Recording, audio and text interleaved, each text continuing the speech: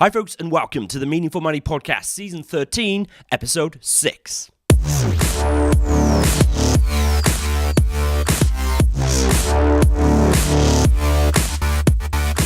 This is the podcast dedicated to helping you put your finances in order. My name is Pete Matthew, and I'm going to share with you everything you need to know and everything you need to do to secure your financial future. I'm here to help you make sense of money.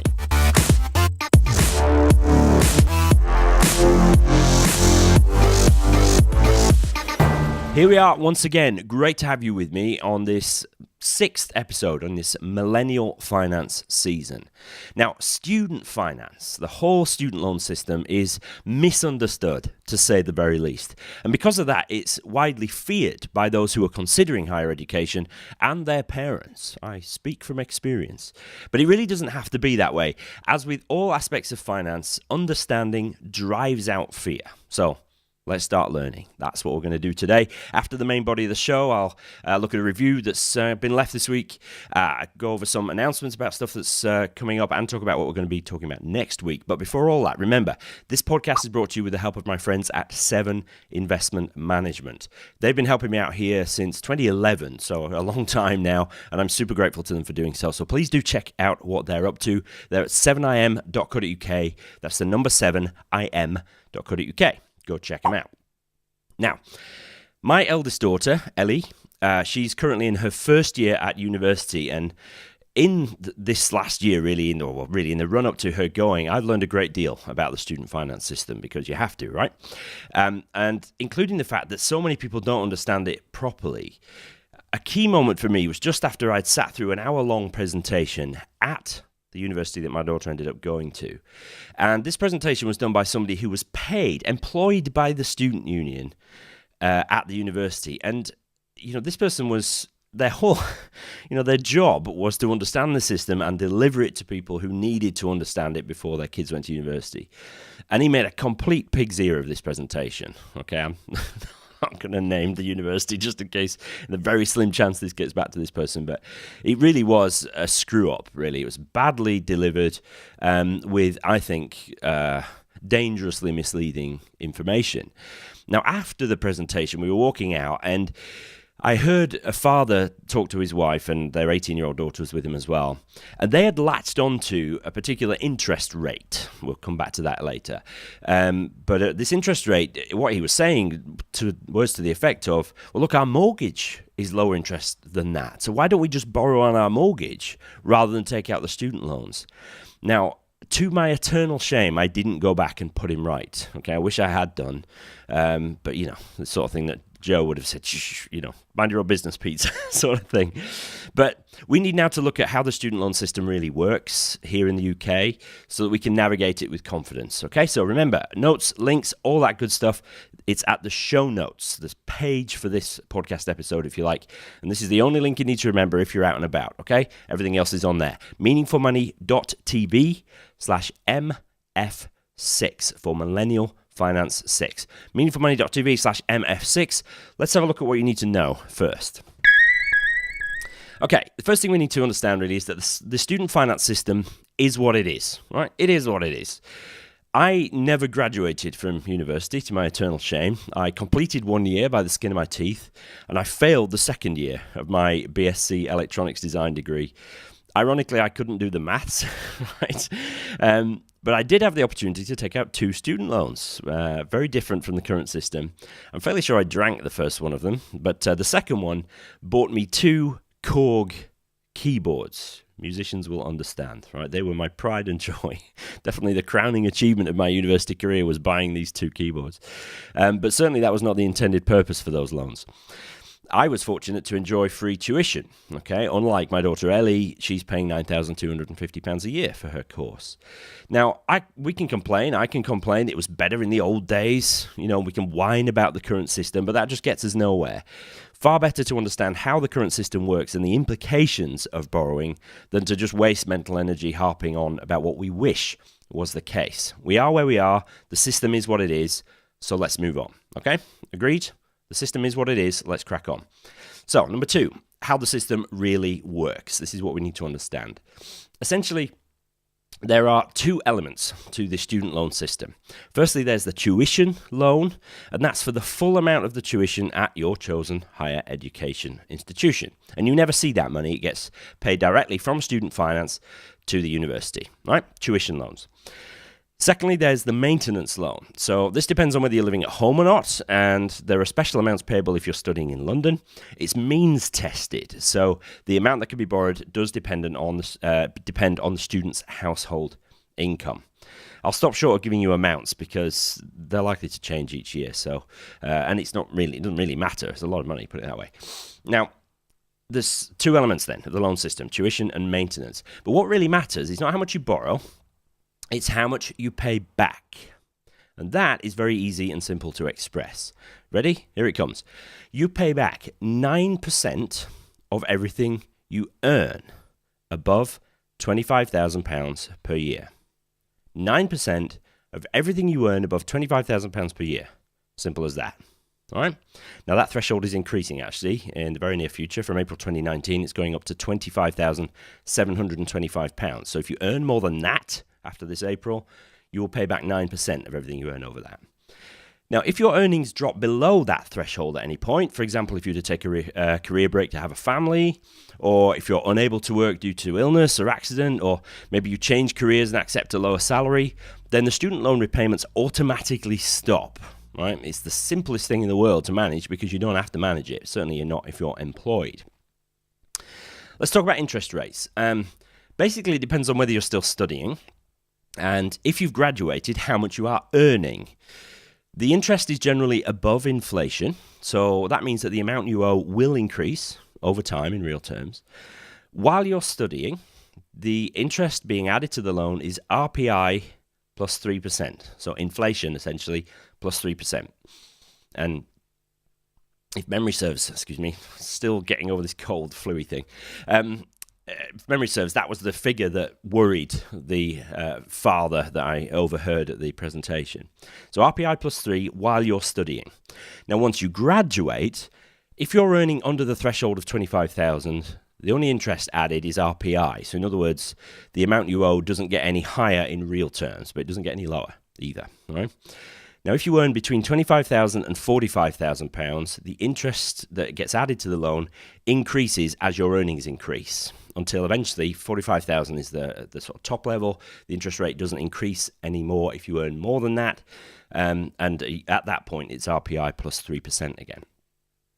It's really important to understand that just because interest is being added to the loan at what for most people will be higher than inflation rates, that doesn't mean that you'll ever pay that interest, right? It gets added to the loan, right? You don't have to pay it as you go, essentially. It's not a monthly payment that it changes with RPI. The monthly payment is fixed. It's 9% of everything you earn over the 25 grand. But the interest is added, and after 30 years, anything that you haven't paid off to that point is wiped off anyway. And many of you listening to this, or your kids, will never get anywhere near paying off the entire student debt. Now, this would be a pretty good time, I think, to point you towards a page on the always excellent Money Saving Expert website. And I wish I had written this page. It's beautifully done. Pretty much the definitive guide to the student finance system. And there's a table on there which shows you how much you're likely to pay back depending on your starting salary after you graduate. And according to the table, your starting salary will need to be somewhere between £35,000 and £40,000 to fully repay the loan within the 30-year period. Starting salary after you graduate, right? Now, there's always assumptions at play there, things like wage inflation, price inflation, stuff like that. But it goes to show that really student loans, they're really a form of tax on graduates. And it is far less about how much you've borrowed and far more, it's really all about how much you earn. Okay? It's really important that we get that. It's not about how much you've borrowed, it's about how much you earn. It's worth mentioning there are slightly different rules for students from Wales, Scotland, Northern Ireland. So make sure you understand the particular nuances depending on where you are in the country. But last thing to say is that if you took out your loan before 2012, you're on the Plan 1 version. Plan 1 of the student loan system. The thresholds are quite a bit lower, so it's a bit more punitive. And on that Plan 1 version, you'll pay 9% on your earnings over 18,330 per year, not the 25 grand. So the threshold and the payments kick in earlier, essentially. So definitely a less attractive system, Plan 1, than the current system, which is Plan 2. All right, so that's essentially how it works, right? Fairly simple, really, and it's not like any other loan that you'll ever find yourself taking out. So what about mortgages, though? Because, I tend to sort of spin the student loan system as being a positive thing, but one of the biggest concerns for anybody taking out student loan is the impact on their ability to take out a mortgage in future. This is a valid concern, of course, but it's important to remember that it isn't about the amount you borrow. Student loans generally don't show on your credit file because they're a tax, really, not a loan in the true sense. But obviously, they do affect your take-home pay. And ever since the Mortgage Market Review a few years ago, which was designed to force lenders to lend more responsibly, there's a much bigger emphasis now on affordability when you take out a mortgage than there used to be. That's a good thing, but having lower take-home pay due to student loan repayments is going to impact that. There's no way around it, right? So we're just going to have to work within these constraints. We are where we are. It is what it is. Sounds like that should be a song. So understand that the impact on your ability to borrow is really due to you having lower take-home pay as opposed to the amount of the loan being on your record somewhere. Now, it's not about the amount you owe. It's about what you earn. Remember that. It's the mantra of today's show. Last thing I want you to know really is that, to my mind at least, in my not so humble opinion, student loans are the best kind of debt. Now, best is in inverted commas, but, I wish that the student finance system, the whole student higher education system, I wish it was the same as when I went to university in 1994, but it isn't, right? But I am a fan of the current finance system. I think it works, and I think it's okay. I don't think it's as bad as a lot of people make out. So as I mentioned earlier, Ellie, she's just entered the higher ed system. She's in her first year at university, and I've encouraged her to take out the full student loans available to her. Her maintenance loan is at the lowest level because of means testing. So she will likely graduate with about £42,000 of student debt. Now, I could likely afford to pay for her maintenance, so she didn't have to take out the maintenance loans. I wouldn't really have wanted to have to pay for her tuition, though, right? I don't really want to have to fork out 42 grand over 3 years for her to take her degree. Joe and I have saved for a long time to be able to help our girls through university, but not so much as to be able to pay for the whole lot for 2 kids, right? Talking best part of 100 grand. But I haven't just sort of paid out the money that we've saved up front to stop Ellie having to take out the loans. Instead, I'm waiting to see what her future earnings might be. Let's say she ends up on a starting salary less than $25,000 a year. She wants to go into conservation and animal welfare and stuff, so she probably will, okay? Unless she ends up being a children's TV presenter or something like that, Steve Backshall. I'm fairly sure he earns more than 25 grand a year. But if she ends up starting on less than $25,000 a year, she's going to be paying nothing back, okay? There'll be zero impact on her take-home pay. I, on the other hand, can keep the money that we've saved for her invested, and I can have it grow for her future benefit. Maybe in due course, I can use that money to help her with a house deposit, perhaps. That means she will need to borrow less money, which in turn makes the affordability calculation more acceptable to a lender, thereby offsetting the reduction in her take-home pay. See what I mean? I think that's a better use of the money rather than paying off her student loans or having her not bother taking them out altogether, because I think the system in its current form means she'll pay probably hardly anything back, really. She will pay some back, but certainly she'll get nowhere near paying everything that she owes off. Why would I pay it off early if after 30 years it's all going to be wiped off anyway? Yeah, the student finance system really is the best, inverted commas, kind of debt there is. I hope you get the picture. All right, it is still debt, kind of. It is a tax, really, but I think it's actually a fairly good system. Certainly better than the system enjoyed, again, in inverted commas, by our friends across the Atlantic, which is a much more punitive system, so I hear. Okay, so we've learned a little bit about how the system works so that you can go into it with a good level of understanding. Let's think now about what you can do to make the best of the situation if you have student debt hanging over you. Okay, I don't really think I can address the subject of what you need to do in the whole student finance thing without suggesting that a potential course of action is to skip university altogether.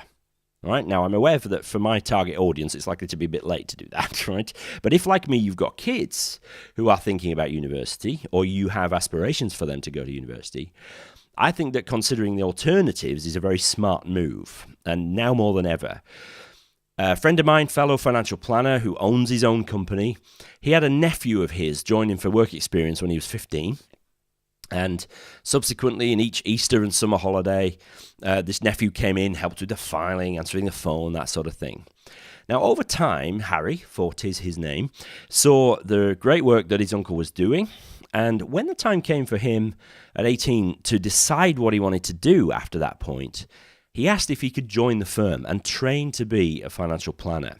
So he now works full-time for his uncle. He's pursuing a level 6, that is degree level qualification to become a chartered financial planner. He's living at home, so he's going to avoid student debt entirely. And it's likely that by the time he's 30, he'll be earning twice the local average wage. That's not a bad outcome, right? So I think we need to avoid the sort of lazy assumption that university is the best course of action for everybody. Of course it's not. There are many excellent alternatives which will avoid people getting into student debt, right? So we need to consider that as an option while we're talking about stuff to do. But what if, you're already in this position? What if you already have a student loan? The most important thing you need to do is to budget your take-home pay. So we've already seen that the biggest impact of having student loans is on your take-home pay once you graduate. Remember, under current rules, everything you earn over $25,000, soon to be $25,725, incurs student loan repayments at 9%. So that means if you earn $35,000, right, that's $10,000 over the current threshold, you're going to be paying £900 in student loans repayments for the year. In that example, that's like you're paying an extra 2.5% income tax rate. If you earn £45,000, you'll pay £1,800 of student loan repayments. That's like paying an extra 4% income tax. Now, percentages are one thing, but an extra £900 in student loan repayments is £75 per month, and that's not an inconsiderable sum. Whatever the impact of your student loan repayments, though, you're in the same boat, really, as the rest of us. What is that boat? Well, you have to budget your take-home pay. Right? So you're not different to the rest of us, really. Your take-home pay potentially is a little bit less, but we're back really to the first of my 3 universal steps to financial freedom, which is to spend less than you earn. So if your take-home pay is £75 a month less than your colleague who's working the same job as you, then you'll need to spend less than her in order to maintain the same financial position. And yes, you may well only likely to be able to borrow a mortgage with a payment maybe of £75 a month less than she is, right? She has the student loan, you have the student loan repayments and she doesn't. It is what it is, though, folks. You simply have to work within the constraints of your take-home pay. So learn how to budget, right? I've got all kinds of resources on that subject in the back catalogue of this podcast. It's going to be a major focus in the new Meaningful Academy, which is going to be launching in this early spring, hopefully towards the end of March, early April. Right now, I've got a course which is dirt cheap on budgeting over on udemy.com. There's a link in the notes to that. So there's plenty of resources. The book has got some stuff on, quite a lot of stuff on budgeting in it as well. So, learn how to do it. It's the only answer. Your take-home pay is going to be less thanks to your student loans, so you got to work within it. So learn how to do that. Right? Budget your take-home pay. Third thing you need to do is don't be in a rush to pay it off. Really important. There are no penalties for paying off student loans early, but that doesn't mean it's a good idea. Remember, it's very unlikely that you'll ever pay off the full extent of your borrowing. Again, there's a brilliant calculator on the Money Saving Expert site. All right, so there's a link in the notes to that. If you are budgeting well and building up some money in a bank account or an investment of some kind, then I would suggest you're likely far better off putting that money to good use, either by leaving it invested or putting down a deposit on a home, rather than paying off your student loans up front, because you might never need to do so. Put your money to better use than paying off the student loans, I would argue. Number 4, if you're self-employed, your controls are slightly different and you're going to pay through your tax return. If you're employed, it's dead easy to pay back your student loan. It gets taken through the PAYE tax system, so it just gets deducted from your salary and your take-home pay is less, as we've said. But if you're self-employed, you're going to need to complete a tax return. And paying your student loans happens in the same way as you pay your tax and national insurance, right? So if you want I don't know, who would it be? HMRC, I suppose, to work out how much you owe on your tax on your student loan repayments, you're going to complete your tax return by 31st of October, following the end of the tax year. But if you miss that deadline, you've still got until 31st of January to put your tax return in, but you will need to work out how much you owe. But these days, practically, most people either use an accountant and they can work it out, or use software to do the tax return, calculate how much is owed and all that sort of stuff. So I've used Tax Calc, wonderful bit of software. I upgrade every single year, do mine and Joe's tax returns on it, and it kind of walks you through the process. Absolutely love that program. That's Tax Calc.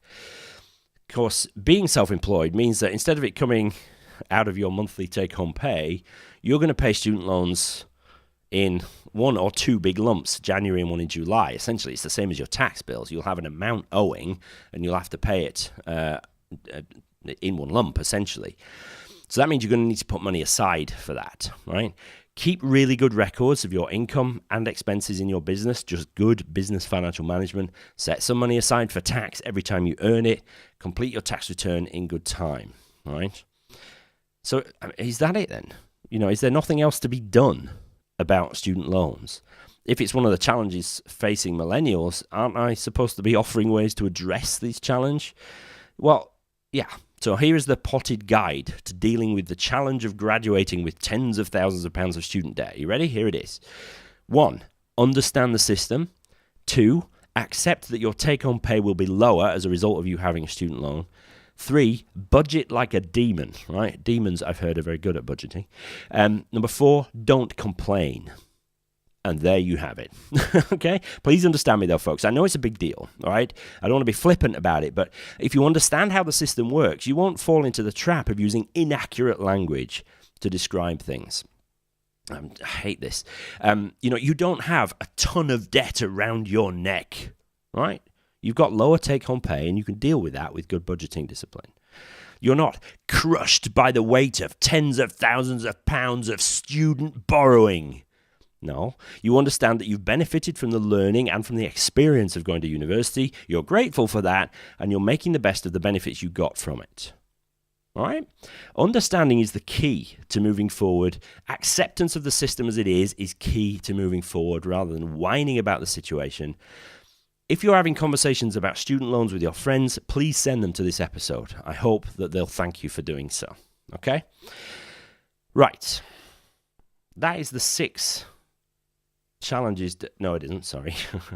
Nearly jumped ahead of myself. There's a problem sometimes with recording multiple episodes in one go. That's not the 6 challenges done.